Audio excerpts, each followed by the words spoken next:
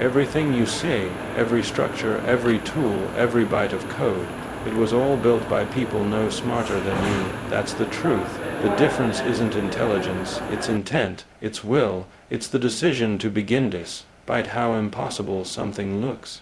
But if something shifts, if even one person decides that mediocrity isn't enough, that incremental improvement isn't enough, that waiting for someone else to solve the problem isn't enough, everything changes. That person might be you, and maybe it starts right here. The world is a system of inertia. Institutions resist disruption, nature resists change, people resist uncertainty, but progress doesn't ask for permission. It demands action. If you want to build something truly impactful, something that endures, you have to be comfortable being misunderstood for years, maybe decades. You have to be willing to look wrong in the short term to be right in the long term. And it's not going to be easy. Most of the time you'll be failing. That's not a bug, it's the path. If you're not failing, you're not pushing hard enough. We're standing at the edge of what's possible. AI, energy, interplanetary travel, redefined transportation, brain-machine interfaces. We're not dreaming anymore, we're building. But building requires people who aren't afraid of scale, who aren't afraid of physics or hard constraints or risk. What we need now are engineers, scientists, leaders, builders, thinkers, people with the courage to say, what if we just did it anyway? Unstoppable isn't a title someone hands you.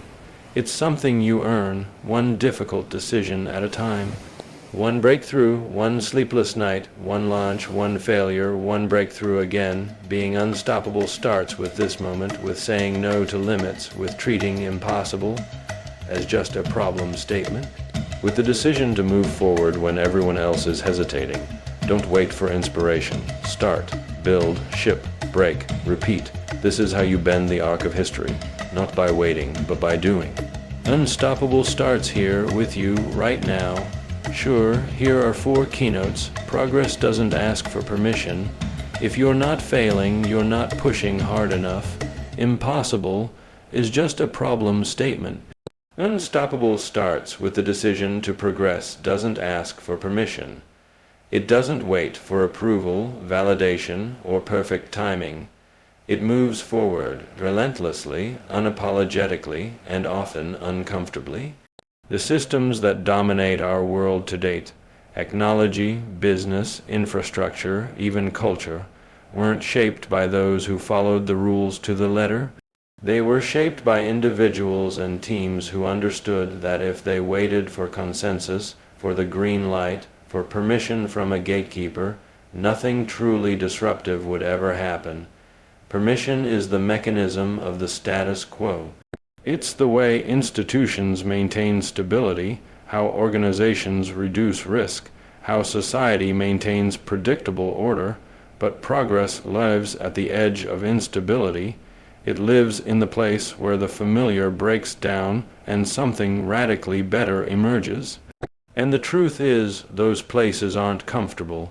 They're not neatly organized. They're not easy to navigate. In fact, they're usually filled with resistance, technical, psychological, and social.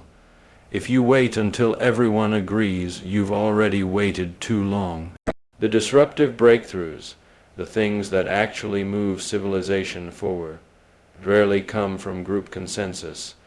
They come from a handful of people willing to challenge assumptions, challenge physics, challenge bureaucracy, and sometimes challenge common sense. They move first, ask questions later. They launch before others are ready. They test while others theorize. They make real-world prototypes when others are still making PowerPoint decks. Progress doesn't come from following instructions.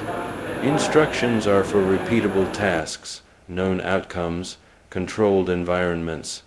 But the future is not a controlled environment. It's uncertain, volatile, and shaped by those bold enough to act without needing an instruction manual. Permission is linear, progress is exponential. The idea of waiting for permission assumes that someone else holds the authority to tell you when you're allowed to innovate. That's a myth. The truth is, Most of the people enforcing the rules are simply enforcing the rules because someone else told them to. But those rules, whether they're written in policy, law, or culture, were made by people. And what people make, people can change. History shows this again and again. Systems that once seemed unshakable have collapsed because someone dared to ask, why not something better? The light bulb. The internet, the reusable rocket, none of these happened because someone in a committee room rubber stamped a proposal and everyone nodded in safe agreement. They happened because someone obsessed over a problem, refused to accept limits, ignored the skeptics, and moved forward without a roadmap. They didn't wait for the perfect time or the perfect approval. They acted, and they failed often, but they learned, and then they built again, and through sheer force of will, iteration, and clarity of vision, they made the future arrive a little sooner. The people who push boundaries aren't reckless. They're calculated, but their calculations are based on a different equation. What happens if we don't act? What's the cost of inaction? That's a question not enough people ask. Most people are optimizing for comfort, for minimal downside, for stability. But comfort zones don't produce breakthroughs. Minimal downside doesn't produce maximum change. Stability doesn't invent new frontiers. It protects the old ones. There's this misconception that progress must be harmonious, slow, and orderly. It's not. Real progress is messy. It breaks things. It contradicts prior assumptions. It threatens hierarchies, and that's precisely why it's resisted. Every time something new emerges, it makes the old model feel insecure. And systems don't like feeling insecure. That's why disruptive ideas are often mocked, attacked, or ignored before they're accepted. But if you understand that pattern, you stop expecting acceptance. You stop asking for permission. You realize that resistance is a signal, not that you're wrong, but that you're early. Waiting for permission is how innovation dies in meetings. It's how big ideas get watered down into vague strategies. It's how bold thinkers get turned into polite professionals. But the world doesn't need more polite professionals. It needs unreasonable people willing to ask unreasonable questions and build unreasonable solutions to problems that reasonable people gave up on. Think about the big challenges humanity faces: climate change, sustainable energy, space exploration, advanced AI safety, population collapse, urban infrastructure, transportation bottlenecks. These aren't problems we can solve by waiting for the right committee, the perfect legislation, or a risk-free environment. These require unreasonable speed, unreasonable ambition, and the courage to act in environments full of uncertainty and opposition. The pattern is clear. Disruptive progress comes from people who don't ask if they're allowed to do something. They ask if it's worth doing. If it is, they figure out how to make it happen. And in the process, they often have to rewrite the rules. Sometimes, literally, there's a reason why innovation often comes from outside the dominant players. Large organizations, governments, institutions, they're optimized for control, not exploration. They're built to scale what works, not to discover what's next. So if you're inside those systems and you want to build something new, you'll often face immense resistance, not because your idea is bad, but because it threatens the structure, and structures by default protect themselves. That's why you can't rely on permission. Permission assumes alignment, but if your vision is truly ahead of its time, alignment won't exist yet. You'll be the outlier, the disruptor, the one asking annoying questions. The one who doesn't accept this is how we've always done it as an answer. That role is uncomfortable, it's lonely, it's filled with rejection, but it's also where all the leverage is, because once you understand that progress moves faster than consensus, you stop waiting for consensus to begin. And you start to act with urgency. Urgency doesn't mean rushing blindly. It means recognizing that the cost of waiting is higher than the cost of trying and failing. It means realizing that someone, somewhere, is building what you're still talking about. And in a world where technology compounds rapidly, first mover advantage isn't just nice to have, it can be the difference between changing an industry and being left behind. Progress doesn't care about your job title, your resume, your credentials, or your approval rating. It doesn't care how long something has been done a certain way. It doesn't care who's in charge. It cares about momentum, courage, execution. It cares about the people who are willing to take the shot before the hoop is even built. It cares about those who step forward when everyone else is waiting. Most people operate within invisible fences, boundaries that were never actually tested, just assumed. But when you test them, you often find they're made of air. There was never a wall, just the idea of one, and once that illusion breaks, you realize how much more is possible. People talk a lot about thinking outside the box, but the real shift is realizing there is no box, only the limitations you accept. Once you stop accepting them, progress begins. It doesn't matter how small the first step is. What matters is the refusal to stay still. What matters is the mindset that says, I don't need permission to try. I need a reason, and I already have one. If you're not failing, you're not pushing hard enough. That's not a motivational slogan. It's a principle grounded in the physics of progress. When you're operating at the edge of what's possible, failure isn't a detour, it's the main road. It's a signal that you're testing real limits rather than playing it safe inside artificial boundaries. People often confuse safety with success, but in reality, staying in the comfort zone is just another form of slow decline. It's stagnation wrapped in convenience. If you're hitting every target, maybe your targets are too close. Failure is the natural byproduct of ambition. The greater the ambition, the greater the likelihood of failure, at least in the short term, but that's exactly where growth lies. There is no meaningful innovation without risk, no real invention without uncertainty, no serious engineering without iteration. You can't simulate the future in a lab and expect it to go according to plan. The real world doesn't care about simulations. It reveals flaws, breaks your assumptions, pushes back on your theories, and forces you to adapt under pressure. That's the process. That's how you level up.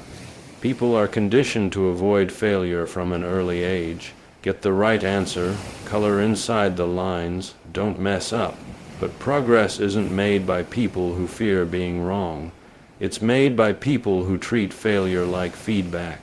Every failed prototype, every broken system, every flawed calculation, that's data, that's direction, that's the raw material of breakthrough. The teams that innovate fastest aren't the ones who avoid mistakes. They're the ones who recover from them with speed and clarity. They treat failure as an input, not an indictment. They expect it, plan for it, and move through it like a phase of development, not an end state. In fact, the goal should be to fail faster, not recklessly, but deliberately, to compress the learning cycle, to shorten the time between testing and truth, because truth lies at the edge of failure. Not theoretical truth, not spreadsheet truth, real-world truth, the kind that only reveals itself under stress. When you're building rockets, vehicles, machines, software, networks, or systems meant to operate under extreme conditions, you don't get certainty from planning alone. You get certainty from testing. You build, you break, you learn, you rebuild. That's the loop, and the faster you run it, the faster you progress. There's a myth that the best performers, the best builders, the best thinkers never fail. The reality is they fail more than most, but they fail forward. They keep momentum. They don't attach their identity to outcomes. They attach it to process. They learn, adjust, iterate. And because of that, their so-called failures accumulate into something larger, something with gravity. Over time, the person who has failed 100 times but iterated 100 times is light, years ahead of the person who succeeded at their first safe attempt and then stopped taking risks. The problem with success is that it can make you conservative. Once you win, you start protecting your win instead of pushing the boundaries again. But if you're serious about long-term impact, you can't afford to play defense. You need to stay uncomfortable, stay on the edge. You have to build systems that embrace volatility, not avoid it. Resilience comes not from perfection, but from exposure and recovery. Systems that never fail are often brittle. The strongest designs are forged under stress. And failure isn't just about engineering or business models. It's about mindset. Are you willing to look wrong? Are you willing to try things that might not work? Are you willing to be misunderstood, to take a bet with a low probability of success, but a high upside if it hits? Most people aren't. Most people are optimizing for peer approval, short-term reward, and minimal embarrassment. But that's not how you change anything. That's how you stay in the middle of the pack. At scale, this mindset becomes an organizational challenge. Companies that punish failure in the name of efficiency or optics create cultures where no one experiments, no one takes real risks, everything becomes incremental, everything becomes predictable, and predictability kills breakthrough. If you're trying to invent the future, you have to build a culture where failure isn't just tolerated, it's operationalized, where it's part of the design process, not a post-mortem blame game. The fastest moving teams build, test, and fail internally long before anyone outside sees the product. They run thousands of simulations, rapid-fire iterations, and stress tests. They build 100 versions to get one that works. That's not waste, that's acceleration. That's a calculated way to surface weaknesses early when fixing them is cheaper before real-world stakes get higher. If you're not failing in the prototype phase, your prototype isn't stretching far enough. Failure also forces clarity. When something breaks, it removes ambiguity. You're forced to confront reality as it is, not as you hoped it would be. You see the flaws in your thinking, the inefficiencies in your process, the cracks in your assumptions. That's painful, but it's pure signal. It's what prevents delusion. And delusion, not failure, is the real threat to progress. There's also a timing factor. The world is moving fast, technologies compound, markets evolve, user behavior shifts in unpredictable ways. If you're afraid to fail, you'll move too slowly. You'll analyze instead of act. You'll wait for perfect conditions that never come. Meanwhile, someone else will launch, fail, learn, and surpass you. They'll get the compound returns of experimentation while you're still building your internal deck. In today's world, speed matters, not recklessness, but speed with intention. The ability to absorb feedback quickly, reroute intelligently, and keep moving. None of this means failure should be glorified for its own sake. Failure without learning is just repetition. The goal is not chaos, it's informed risk. Strategic pressure, tight feedback loops. You build guardrails not to prevent failure entirely, but to make sure failure teaches you something useful. To make sure it's survivable, actionable, and directional. And then you feed that back into the next iteration, stronger and faster than before. Even in public failures, there's opportunity. When the whole world sees your mistake, you get a signal about how the world interprets your intent. You learn how resilient your team is under pressure. You learn how well your systems hold up in real-world conditions. And more importantly, you signal that you're actually trying, that you're not sitting on the sidelines, that you're pushing at the boundaries even if they push back harder than expected. This mindset is essential not just for innovation but for leadership. Teams follow leaders who are willing to take intelligent risks, who are willing to fail in public, to admit when something didn't work, to show that it's okay to move fast and course correct. That builds trust, not because you're always right, but because you're always real. And because your team knows you'll keep going even after the setbacks. Fear of failure is a learned response, but so is resilience. You can build it into your habits, your systems, your culture. The people and organizations that achieve outsized impact aren't the ones who avoided every pitfall. They're the ones who fell, adapted, and came back stronger. They used every misstep as fuel. They built muscle from scar tissue. They didn't ask for certainty. They asked for truth, and they were willing to earn it the hard way. The paradox is simple. If you avoid failure completely, you also avoid progress, because the two are linked. They live next to each other, they feed each other, and if you're always choosing the path that guarantees success, you're choosing the path that guarantees mediocrity. Impossible is just a problem statement. It's not a wall, it's a question you haven't solved yet. Most of the time when someone says something is impossible, what they really mean is that it hasn't been done yet within the limits of their understanding, tools, or willingness to try. But progress is not built on what's already been proven. It's built on challenging assumptions that most people take for granted. The word impossible simply marks the edge of currently accepted knowledge. Beyond that edge is where real innovation begins. History is full of impossible things becoming routine. Controlled flight was impossible, then it wasn't. Putting satellites in orbit was impossible. Then it wasn't. Reusing rockets was impossible, now it's a launch metric. Every major breakthrough starts off as a ridiculous idea. Until someone makes it real, the physics didn't change, the laws of the universe didn't shift. What changed was the mindset, the willingness to reframe the challenge, to work the problem, to treat impossible, not as a dead end, but as the beginning of the process. Treating impossible as a problem statement forces you to think differently. It activates the part of the brain that breaks patterns, questions defaults, and refuses to settle. It forces you to deconstruct the issue, map its constraints, identify leverage points, and attack it from new angles. When you start thinking this way, you stop asking, "Can it be done?" and start asking, "What would need to be true for this to work?" That's a more powerful question, because it assumes a solution exists and challenges you to reverse, engineer it. Most impossible problems aren't limited by physics. They're limited by imagination, by outdated processes, by regulatory friction, by cultural inertia. If a solution breaks tradition or creates discomfort, it's often labeled impossible not because it violates reality, but because it disrupts convenience. And convenience tends to dominate decision-making in stable systems. But stable systems don't produce exponential progress.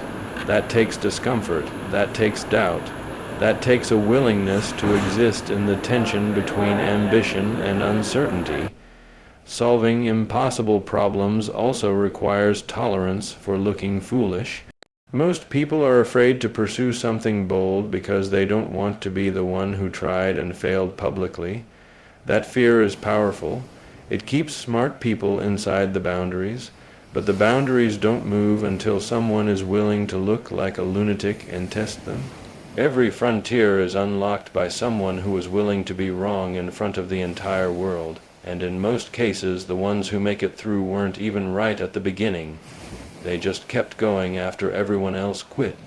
Problem statements that start with impossible often point to deep inefficiencies. The reason something hasn't been done isn't usually because no one could figure it out, but because no one thought it was worth figuring out. Once you decide it is worth solving, that shifts the energy. That's when people start to rally. That's when engineers get obsessed. That's when prototypes appear, and over time, what looked like a fantasy becomes a roadmap, and then a prototype, and eventually a product that redefines what people expect from reality. Language plays a role in how people perceive limits. The word impossible has a psychological weight. It sounds definitive, final, but in truth it's a placeholder. It's a label for currently unsolved. The problem is that too many people accept it as permanent. They hear impossible and move on, but the ones who push the world forward treat that word with suspicion. They hear it and think, good, that means the field is open. Because where others see a wall, they see a moat. Fewer people willing to try means less competition, more room for real impact. That shift in minds at seeing impossible as an invitation instead of a rejection is critical. It's what drives long-term innovation. If you only solve obvious problems, you're competing with thousands of others doing the same. But if you go after problems that seem out of reach, you position yourself at the frontier. And at the frontier, the value of progress compounds. Small wins lead to new perspectives lead to better tools lead to the ability to tackle even bigger challenges, and the cycle accelerates. What people call impossible also changes with technology. There's a time lag between what's technically possible and what's culturally accepted. Autonomous vehicles, for example, weren't technically impossible 10 years ago, but public trust, infrastructure, and regulation weren't ready. So they were labeled impossible in a practical sense.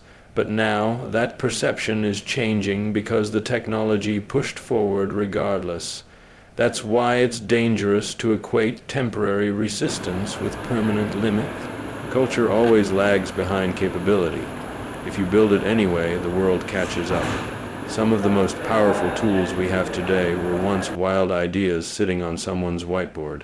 General Purpose AI. Commercial space flight, universal translators, renewable energy at scale.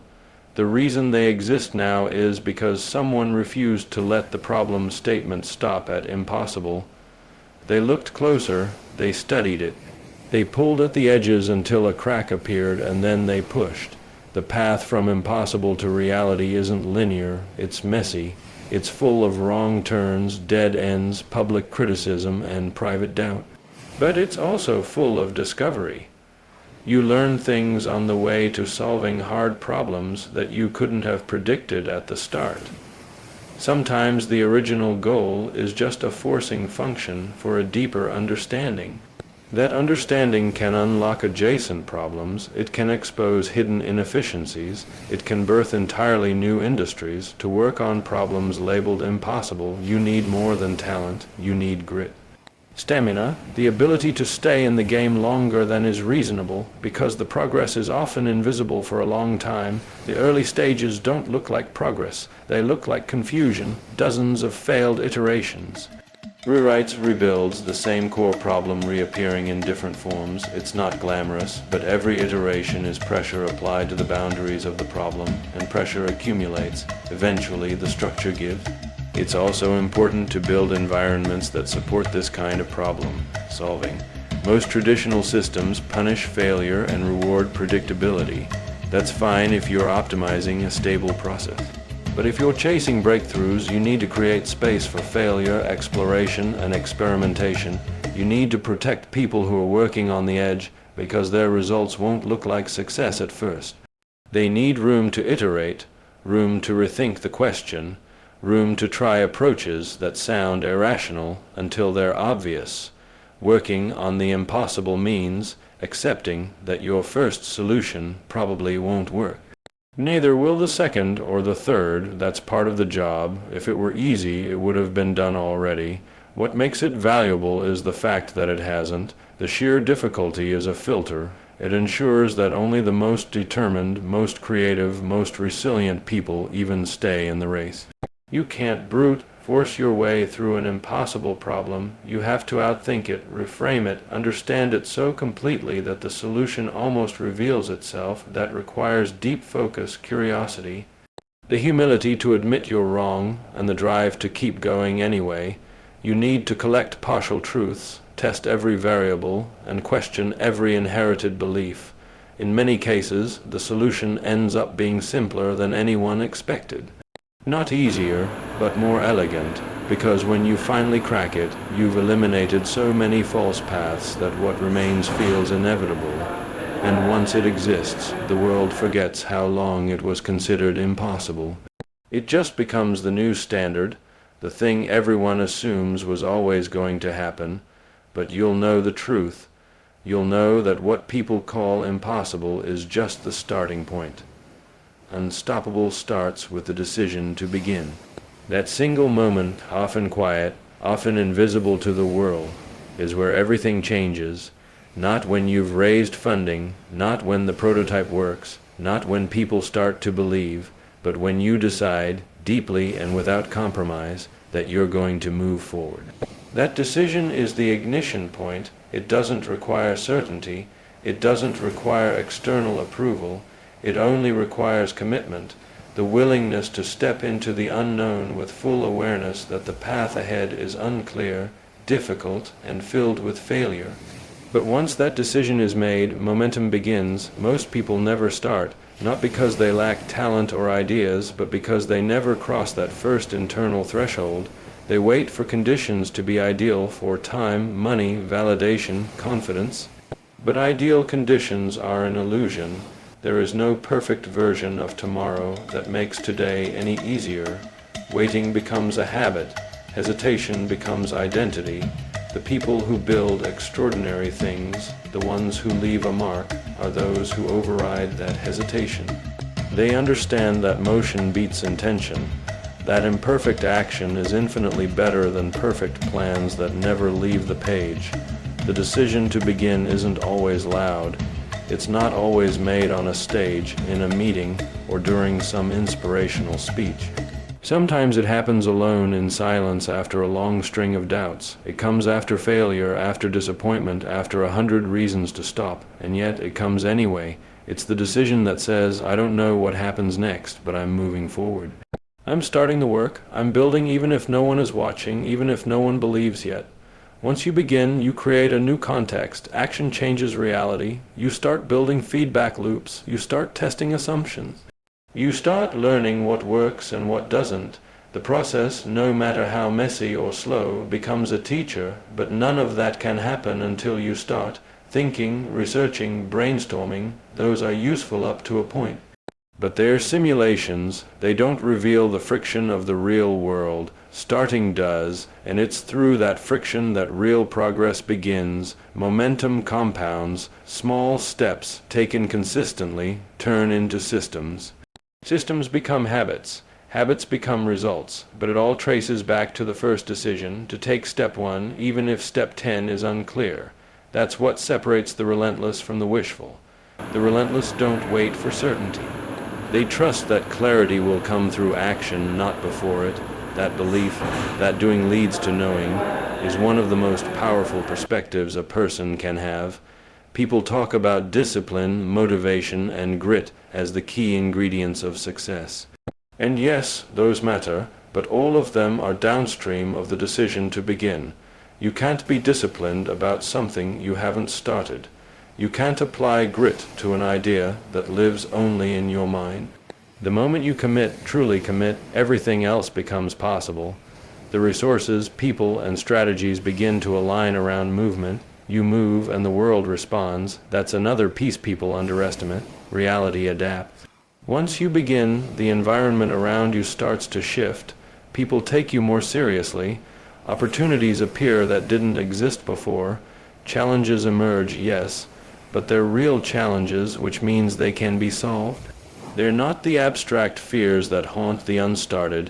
They're tangible and therefore actionable, but the world doesn't respond to ideas alone. It responds to action, to signals of commitment, and starting is the strongest signal you can send. There's a concept in engineering and physics called inertia, the tendency of an object to remain in its current state. Starting something new is the act of overcoming inertia. It requires energy. It feels uncomfortable because you're changing your own state.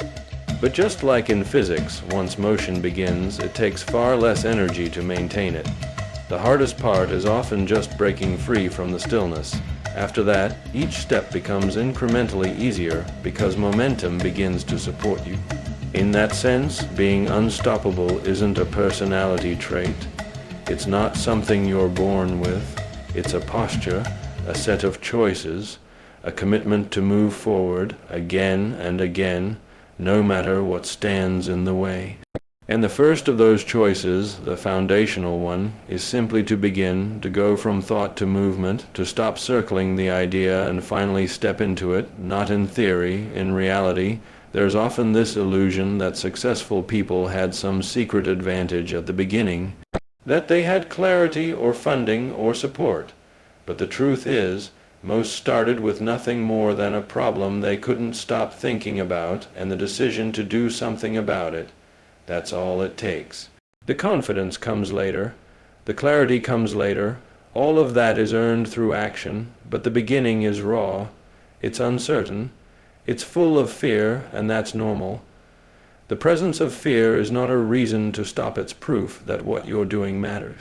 Fear only has power when it controls behavior.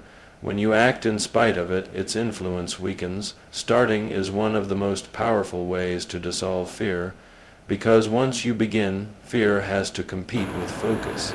With progress, with learning, and over time, action builds a track record that fear can't argue with. You have results, you have momentum, and that changes everything. The decision to begin also shifts identity. You go from someone who thinks about doing something to someone who is doing it. That internal shift is massive. It transforms how you see yourself, how you spend your time, what problems you prioritize, who you surround yourself with. The internal belief, I am a builder, or I am a problem solver, becomes a lens through which you view every challenge, and identity shapes action more than motivation ever could. Once you've begun, setbacks look different. They're no longer signals to stop. They're part of the process. You expected them. You're not surprised. You're not deterred, because you've already committed. That's what makes someone unstoppable. Not that they don't fail, but that failure doesn't even enter the conversation about whether or not they'll continue. The decision has already been made. The momentum is already in motion. Every product, company, mission, or movement that reshaped the world started with a beginning, a single decision by someone to act, to try, to build, to test. That moment, often overlooked in hindsight, is the real genesis of everything that followed. Before the success, before the scale, before the recognition, there was just someone who said, I'm starting. That's it. That's the DNA of progress. That's how revolutions begin. And while the decision to begin is internal, its impact is external. It creates ripples. It inspires others. It demonstrates what's possible. When people see someone taking action, especially on something that matters, it changes them. It challenges their excuses. It sparks their curiosity. It gives them permission to start their own journey. So starting doesn't just change your world. It can change someone else's. There will always be reasons to wait, to delay, to postpone the beginning until you feel ready. But readiness is a mirage. You're never ready. No one ever is. Readiness is what shows up after you've already begun, after you've failed, after you've iterated, after you've adapted. The only way to be ready is to start when you're not. You don't need a 10-year plan to begin. You don't need to see the whole staircase. You just need to take the first step. Every step after that becomes visible only because you took the one before it. That's how paths are formed, not by waiting, but by walking. The decision to begin is the seed. Every result, every breakthrough, every milestone is just the compound interest of that original choice. The people who become unstoppable are not the ones who knew the whole journey in advance. They are the ones who trusted themselves enough to take the first step without knowing the 100th. They move with imperfect information. They make decisions with incomplete data. They start building while others are still analyzing, not recklessly, but boldly. They understand that action brings clarity, that doing reveals answers that thinking alone never will.